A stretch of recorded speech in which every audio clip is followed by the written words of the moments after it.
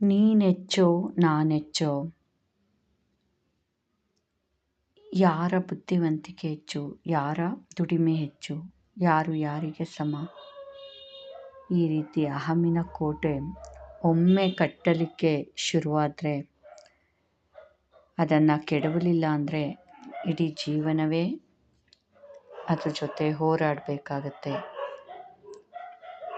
ನಮಸ್ತೆ ಸ್ನೇಹಿತರೆ, ನಾನಿಂದು ಒಂದು ಹೊಸ ಕಥೆಯೊಂದಿಗೆ ಬಂದಿದ್ದೇನೆ. ಕಥೆಯ ಶೀರ್ಷಿಕೆ ಅಹಮಿನ ಕೋಟೆ. ಸುಸ್ತಾಗಿ ಬಂದಿದ್ದೀನಿ, ಒಂದು ಲೋಟ ಕಾಫಿ ಕೊಡೋದಿಕ್ಕಾಗಲ್ವಾ ಎಂದು ಅದಿತಿ ಕೇಳಿದಾಗ ರವೀಶನಿಗೆ ತುಂಬಾ ಸಿಟ್ಟು ಬಂದಿತ್ತು. ಹೌದು, ನಾನು ಭಾಳ ಆರಾಮಾಗಿ ಆಫೀಸಲ್ಲಿ ಕೂತಿದ್ದು ಬಂದಿದ್ದೇನೆ ನೋಡು, ನಿನಗೆ ಬಿಸಿ ಬಿಸಿ ಕಾಫಿ ಮಾಡಿಕೊಡ್ತೀನಿ ಎಂದ ತುಸು ಖಾರವಾಗಿಯೇ. ಅದಿತಿ, ಮೊದಲು ಬಂದಿದ್ದೇ ನೀನಲ್ವಾ, ಅಟ್ಲೀಸ್ಟ್ ಒಂದು ಕಾಫಿ ಮಾಡಿರಬಹುದು ಅಂತ ಹೇಳಿದೆ ಅಷ್ಟೇ. ರವೀಶ, ನೀನು ಹೇಳಿದ್ದು ಅಲ್ಲಿ ಬೆಳಗಿನ ಸಂಜೆವರೆಗೂ ಕತ್ತೆ ಥರ ದುಡಿದ್ಬಿಟ್ಟು ಬಂದಿದ್ದೇನೆ ನಾನು. ಈಗ ನೀನು ಒಂದೇ ಒಂದು ಲೋಟ ಕಾಫಿ ಕೊಡೋದು ದೊಡ್ಡ ಕೆಲಸ ಅನ್ಕೋತಿದೀಯಾ ಎಂದನು. ಅದಿತಿ, ಸಣ್ಣ ಸಣ್ಣ ವಿಷಯಕ್ಕೆಲ್ಲ ನೀನು ತುಂಬ ಎಲಾಂಗೇಟ್ ಮಾಡ್ತಾ ವಾದ ಮಾಡೋಕ್ಕೆ ಬರಬೇಡ.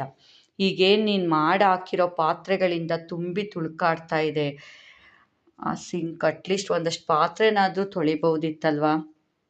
ರವೀಶ್, ಇನ್ನೀಗ ಸಿಂಕ್ ಪೂರ ನಾನೇ ಪಾತ್ರೆನೂ ಕ್ಲೀನ್ ಮಾಡಬೇಕು. ಓಕೆ, ನೀವೆಲ್ಲ ಸೀರೆ, ಅಯ್ಯೋ ಸೀರೆ ಎಲ್ಲಿ ಉಡ್ತೀರಾ, ಕಿತ್ತೋಗಿರೋ ನೈಟಿ ಅದನ್ನು ತಗ್ಲಾಕೊತೀರಲ್ವ, ಹಾಗೆ ಇನ್ನು ಮುಂದೆ ನೈಟಿ ಹಾಕ್ಕೊಂಡು ಅಡುಗೆ ಮನೇಲಿ ಎಲ್ಲ ಪಾತ್ರೆ ತೊಳೆಯೋದು, ಕ್ಲೀನ್ ಮಾಡೋದು, ತರಕಾರಿ ಹೆಚ್ಚೋದು, ಅಡುಗೆ ಮಾಡಿಡೋದು ಎಲ್ಲ ಕೆಲಸ ನಾನೇ ಮಾಡ್ತೀನಿ.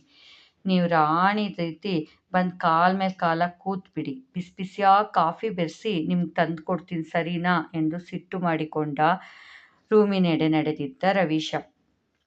ಈಗ ಅದಿತಿಗೆ ನಿಜಕ್ಕೂ ಸಿಟ್ಟು ನೆತ್ತಿಗೇರಿತ್ತು. ಆದರೆ ಯಾಕೋ ಈಗ ಮಾತಾಡೋಕ್ಕೆ ಸಮಯ ಸರಿ ಇಲ್ಲ ಅನಿಸಿ ತಲೆ ಬೇರೆ ಸಿಡಿಯತೊಡಗಿತ್ತು. ಬೆಳಿಗ್ಗೆಯಿಂದ ಆಫೀಸಲ್ಲಿ ಒಂದು ನಿಮಿಷ ಸಹ ಪುರ್ಸೋತಿರ್ಲಿಲ್ಲ. ಸುಸ್ತಾಗಿ ಮನೆಗೆ ಬಂದರೆ ಇಲ್ಲಿ ಈ ಥರ, ನನ್ನ ಮದುವೆ ಯಾಕಾದರೂ ಆದೇನೋ ಎಂಬ ವಿಚಾರ ತಲೆಯಲ್ಲಿ ಮೂಡಿತ್ತು. ಆದರೆ ಈ ಮದುವೆ ಬೇಕಿತ್ತಾ ತನಗೆ ಎಂಬ ಪ್ರಶ್ನೆ ಬೃಹದಾಕಾರ ತಾಳಿತು. ಕಡೆಗೆ ಪ್ರಶ್ನೆಗಳನ್ನೆಲ್ಲ ಮೂಲೆಗೆ ತಳ್ಳಿ ರೂಮಲ್ಲಿ ಹೋಗಿ ನೋಡಿದರೆ ಆಗಲೇ ಆ ಕಡೆ ತಲೆ ಹಾಕಿ ಮಲಗಿದ್ದ ರವೀಶ. ಇವಳಿಗೂ ಈಗ ಯಾವುದೇ ಮಾತಾಡಬೇಕು ಅಂತ ಅನ್ನಿಸ್ಲಿಲ್ಲ. ಮತ್ತೀಗ ಯಾವ ಮಾತಾಡಿಯೂ ಪ್ರಯೋಜನ ಇಲ್ಲ ಅಂದ್ಕೊಂಡು ಅದಿತಿ ಸೀದಾ ಗೋಡೆ ಕಡೆ ಮುಖ ಮಾಡಿ ಮಲಗಿದಳು. ಇತ್ತ ದಿನೇ ದಿನೇ ಇಬ್ಬರ ನಡುವೆ ಅಂತರ ಜಾಸ್ತಿ ಆಗ್ತಾನೇ ಇತ್ತು. ಆದರೆ ಇಬ್ಬರಿಗೂ ಬಿಗುಮಾನ, ತಮ್ಮ ಅಹಮಿನ ಕೋಟೆ ಎಲ್ಲಿ ಒಡೆದ್ಬಿಡುತ್ತೋ ಅನ್ನೋ ಒಂದು ಭಯದಿಂದಾಗಿ ಮೌನಕ್ಕೆ ಶರಣಾಗಿದ್ರು. ತಾನೇ ಹೆಚ್ಚು, ತಾನ್ಯಾಕೆ ಮೊದಲು ಮಾತಾಡಬೇಕು ಅನ್ನೋ ಒಂದು ಅಹಮಿಕೆಯಿಂದಾಗಿ ಇಬ್ಬರ ನಡುವೆ ಈಗ ಮೌನ ರಾಜ್ಯವಾಳ್ತಿತ್ತು. ಏಕೆಂದರೆ ಇಬ್ಬರೂ ಹೊರಗಡೆ ದುಡಿತಿದ್ರು ಸಮನಾಗಿ ಅಂದಮೇಲೆ ತಾವೇ ಕಟ್ಟುತ್ತಿದ್ದ ಕೋಟೆ ದಿನೇ ದಿನೇ ಅವರನ್ನೇ ತಿಂತ ಬರ್ತಿತ್ತು. ಸಂಬಂಧದ ನಡುವೆ ಇದ್ದ ಸಣ್ಣ ಬಿರುಕೀಗ ದೊಡ್ಡದಾಗ್ತಿತ್ತು. ಆದರೆ ಇದ್ಯಾವುದರ ಅರಿವಿಲ್ಲದೆ ತಮ್ಮ ತಮ್ಮ ಆಫೀಸ್ನಲ್ಲಿ ತಮ್ಮ ಪ್ರತಿಸ್ಪರ್ಧಿಗಳೊಡನೆ ಸ್ಪರ್ಧೆಗಿಳಿದು ಅತ್ತ ಕಡೆ ಗಮನ ಹರಿಸ್ತಾ ಸಂಸಾರದಿಂದ ವಿಮುಖರಾಗತೊಡಗಿದ್ರು.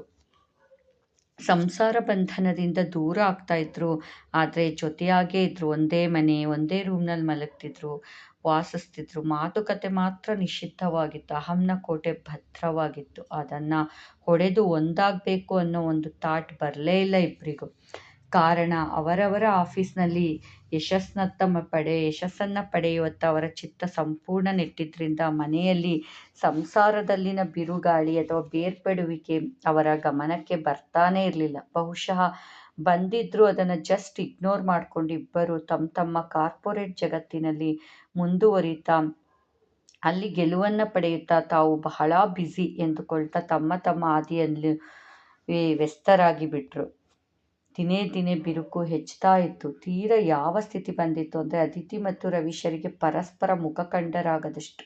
ಒಂದೇ ಮನೆಯಲ್ಲಿದ್ದರೂ ಅವರವರ ಅಡುಗೆಯನ್ನು ಬೇರೆಯಾಗೆ ಮಾಡಿಕೊಳ್ತಿದ್ರು. ಒಮ್ಮೆ ಕೂಡ ಕೂತು ಪರಸ್ಪರ ಮಾತನಾಡಿ ಸಮಸ್ಯೆ ಬಗೆಹರಿಸಿಕೊಳ್ಳುವ ಪ್ರಯತ್ನವನ್ನೇ ಮಾಡಲಿಲ್ಲ ಇಬ್ಬರು. ನೋಡಿದ್ರ ಸ್ನೇಹಿತರೆ, ಒಂದು ಸಣ್ಣದಾಗಿ ಆರಂಭವಾದ ಮಾತು ಪರಸ್ಪರ ವಾಗ್ಯುದ್ಧಗಳನ್ನು ನಡೆಸ್ತಾ ಎಲ್ಲಿಂದ ಎಲ್ಲಿಗೋ ಹೋಗಿ ಕಡೆಗೆ ಸುಂದರವಾಗಿ ಬಾಳ್ಬೇಕಿದ್ದ ಇಬ್ಬರು ನವಜೋಡಿಗಳು ಪರಸ್ಪರ ಮುಖವನ್ನೇ ಕಂಡರಾಗದಷ್ಟು ದ್ವೇಷ ಹೇಗೆ ಆವರಿಸ್ಬಿಡ್ತು ಅವ್ರ ನಡುವೆ ಅಂತ. ಈ ದ್ವೇಷವನ್ನು ಸರಿಸಿ ಮತ್ತೆ ರವೀಶಾ ಮತ್ತು ಅದಿತಿ ನಮ್ಮ ನಾಯಕ ನಾಯಕಿ ಒಂದಾಗ್ತಾರಾ, ಇಲ್ಲ ಹೀಗೇ ಇದನ್ನು ಕಂಟಿನ್ಯೂ ಮಾಡ್ತಾರಾ, ಇಲ್ಲ ಕಡೆಗೆ ಬೇರೆ ರೀತಿಯ ಒಂದು ನಿರ್ಧಾರಕ್ಕೆ ಬರ್ತಾರಾ ಅನ್ನೋದನ್ನ ನಾಳಿನ ಸಂಚಿಕೆಯಲ್ಲಿ ನೋಡೋಣ. ಹೇಗನ್ನಿಸ್ತು ಈ ಕತೆ? ದಯವಿಟ್ಟು ನಿಮ್ಮ ಕಮೆಂಟ್ ನನಗೆ ಬಹಳ ಮುಖ್ಯ. ನಾನು ಅನಿತಾ. ನಮಸ್ತೆ.